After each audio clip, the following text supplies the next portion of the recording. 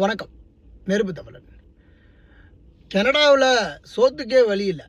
கனடாவுக்கு போகிறவனுடைய நிலையெல்லாம் தனக்கு தானே தலையில் மண்ணெளி போட்டுக்கிற நிலைமை தான்.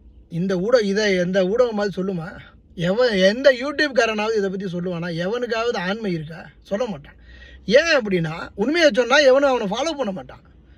ஐயோ, என் சப்ஸ்கிரைபர்ஸ் போயிடுவானுங்க, எனக்கு வரக்கூடிய வருமானங்கள்லாம் குறைஞ்சி போயிடும், அப்படி தான் நினைப்பான். உண்மையை எவனுமே பேசுகிறது இல்லைங்க. சிரிக்க வைப்பவனை இந்த உலகம் நம்புது, சிந்திக்க வைப்பவனை இந்த உலகம் புறம் தள்ளுது. இதுதான் இன்றைக்கு நடைமுறையில் நடைபெற்று கொண்டிருக்கக்கூடிய ஒன்று. இன்றைக்கு சிரித்து பேசுகிறான், சமூகத்தில் நடக்கக்கூடிய விடயங்களை அப்படியே கேலி கிண்டலமாக சொல்கிறான், அவனை இந்த உலகம் போற்றுது. இதே வேளையில் உண்மையான விடயங்களை நம்ம சொல்லும்போது அது பல பேருக்கு சென்றடைவதில்லை. கனடா போன்ற நாடுகளுக்கு தயவு செய்து போவதை தடுத்துருங்க. செத்து ஆவியாக வந்தால் இனிமேல் கனடா பக்கம் போயிடாதீங்க. சோத்துக்கு வழி இல்லாத நிலை நீடித்து கொண்டிருக்கக்கூடிய ஒரு அவல நிலை கனடா.